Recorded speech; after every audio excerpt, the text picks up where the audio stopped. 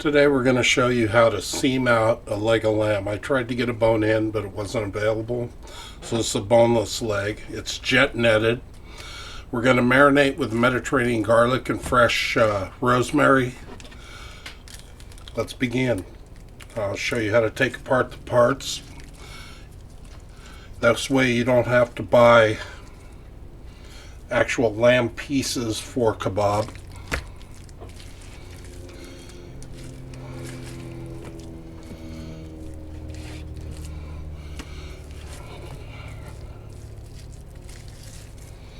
And you want to remove the gland, which they didn't do, which is right here.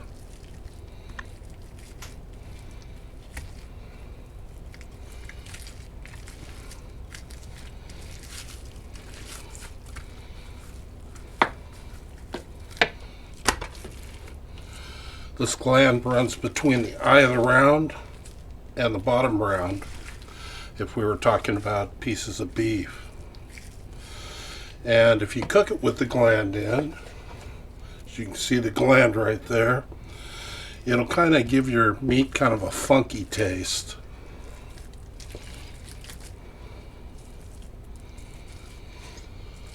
This piece is the inside round. That's also, if we're talking about beef, that would be the top round roast. This is the eye. And this is the bottom round.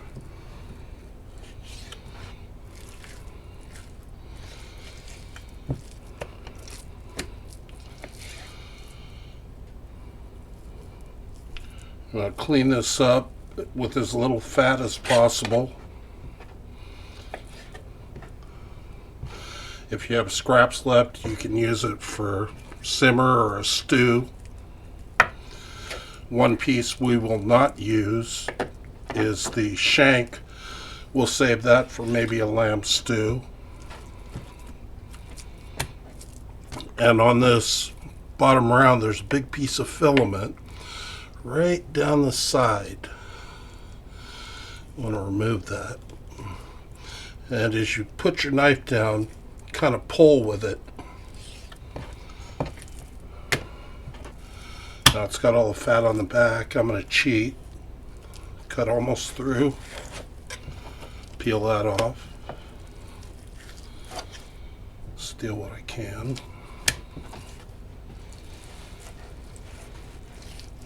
It's almost like filleting fish. That's bottom round.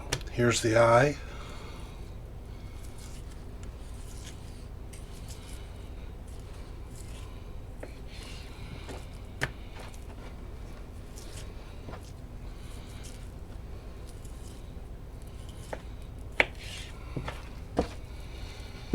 And here's the top round.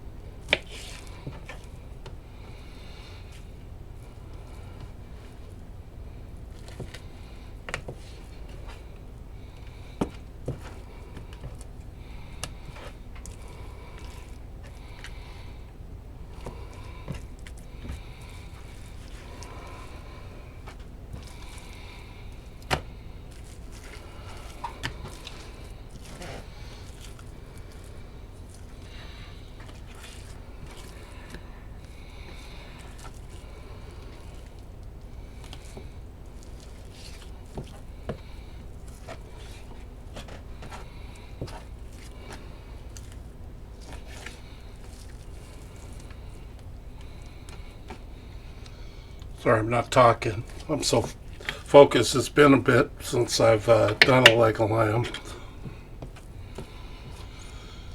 Be sure all my pieces are nice and clean.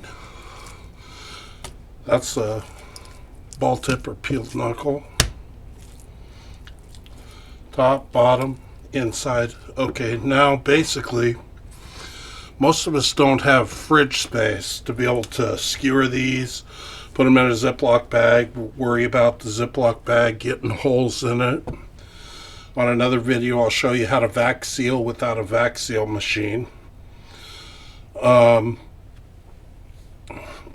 what we're going to do is we're going to cube this to bite size, which is roughly 3/4 inch cubes. And instead of skewering it, I'm going to go directly into the marinade. I'm going to go overnight. Then I'll skewer it tomorrow and we'll finish the video. And I'll smoke these on the grill using competition chip pellet. And then we'll pull those off and have those. I'll also do a secondary video sometime today or tomorrow on different types of cut-ups for chicken. We're going to do eighths, we're going to do quarters, we're going to do back removed for whole grilling, and I'll also show you how to bone out breasts and leave things intact. And if anybody's interested in a holiday setup, I can show you how to make a turducken. If somebody wants to experience that, we'll make the sausage from scratch, take a choice, and we'll bone a duck, we'll bone a chicken, and we'll bone a turkey, and we'll stuff them inside each other and smoke the whole thing. I've been a specialty meat cutter for over 30 years and was a USDA inspector for 10.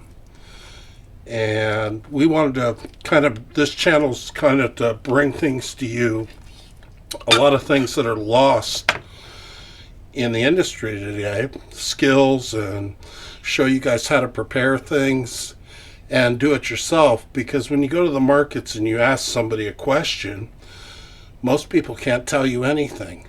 You have to figure it out on your own. So I'm here to help you figure it out. So we'll start cubing. Except for we're not going to use this piece. This is called the rat. You see I'm cutting into it. See the big gristle in the middle? Pass that off for stew. These are stew pieces. This one will be okay. Yeah, those are okay. You basically just want to cut the bite-sized pieces you want to eat. Don't try to do too much at one time. Focus on what you're doing.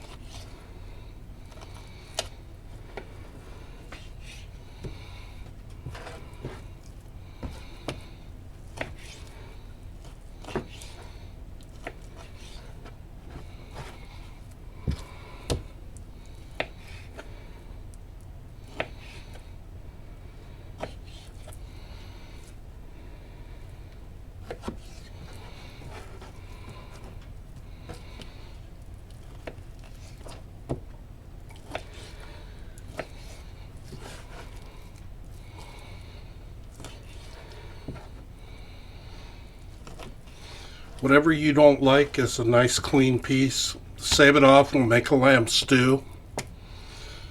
I'll help you guys with a recipe, or you can pick one up online.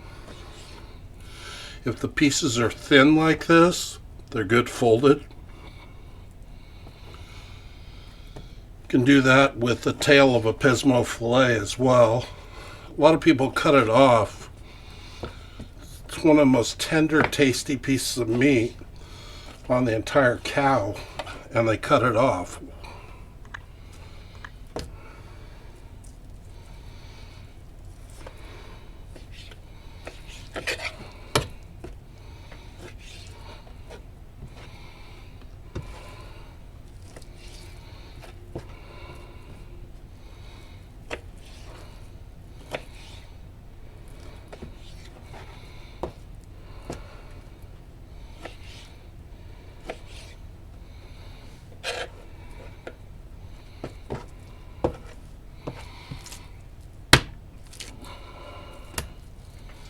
Inside round has a little gristle piece right there. Want to cut a lamb and let it broil? Here, let's cut a lamb and let it broil. There we go. Beautiful lamb London broil.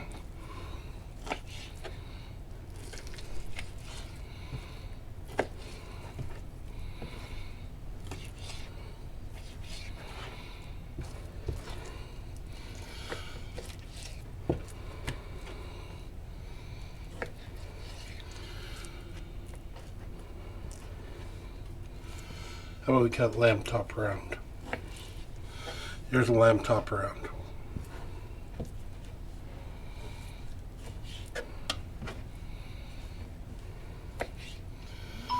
So if you guys are kind of just learning about what to do as far as your meats,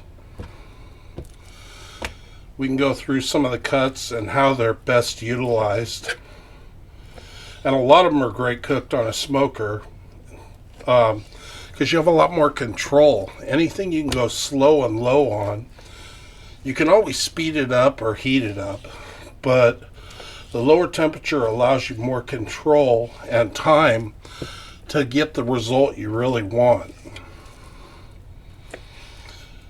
Z-Grills was kind enough to sponsor me, as well as Scott's Food Products. I've worked with Scott's since about 1980. God, since I was first in the business, 85 or 86. And, well, I'm 56 now. So, I think I was 17 back then. And I've used all their spices, marinades, and rubs. And we'll basically show you either recipes I've created for them or recipes I've come across in my last 30 years of how to do some really, really fun and cool products for your guests or friends, or just for you guys at the house to enjoy what you eat, not spend a lot of money or a lot of time. And I'm happy to take questions or something you want to see done. I'd like to do a whole pig. I'm doing a holiday series for pretty much everything we eat during the holidays. I might even do a crown roast. I don't know if you guys want to know how to do a crown, but we might do that. Some results and some questions and comments of what you'd like to see. Basically anything you can cook in a kitchen, I can cook on a smoker. So you tell me what you want to see, and we'll see if we can make it happen. I'm going to marinate these, and then we'll finish this video with a cook once I get a chance to get them on the grill and get them marinated. I'm going to marinate with Mediterranean garlic by Scott's and some fresh rosemary that I've gotten out of my yard, which has been washed. I'll dice that up, mix that together, put it in a Ziploc bag, and let it sit overnight. Pull it out tomorrow, skewer it, let it rest for about 35-45 minutes before I go to the grill, because I want it to get to room temperature and not be cold in the center, so when it hits the grill it starts its cooking cycle and isn't cold. It doesn't have to build up that temperature to get to cooking. That's something you really always want to do. If you're going to cook meat of any form, your out time between 40 and 140, which is your safe time, you have 4 hours. You have 4 hours to get it back to temperature between 40 and 140. So if you take it out an hour before, let it rest, got your grill heating up, you get it on the grill, hour and a half, 2 hours, you still got 2 hours before it has to get above 140 degrees. Once you get it cooking, it'll make it. Especially stuff like poultry and pork. Lamb and beef, we're gonna go for a more medium rare to a full medium, maybe on the cooking cycle. 135 degrees, take it out and let it rest. On pork, pork is 145, Chicken is different. If we're using chicken thigh meat, it's 180 degrees. Chicken breast is 165 degrees. Sausage, ground beef, and anything like that is 165 degrees, including typically burger. Unless you're grinding your own meat and you know where your burger's coming from, which we can do that as well. You can go 135, 140, be medium rare, super juicy, and then let rest. But that's all for now, and I'm going to get these into the bags and into the marinade, and we'll finish up with the cooking part of the video in a little bit. Thank you.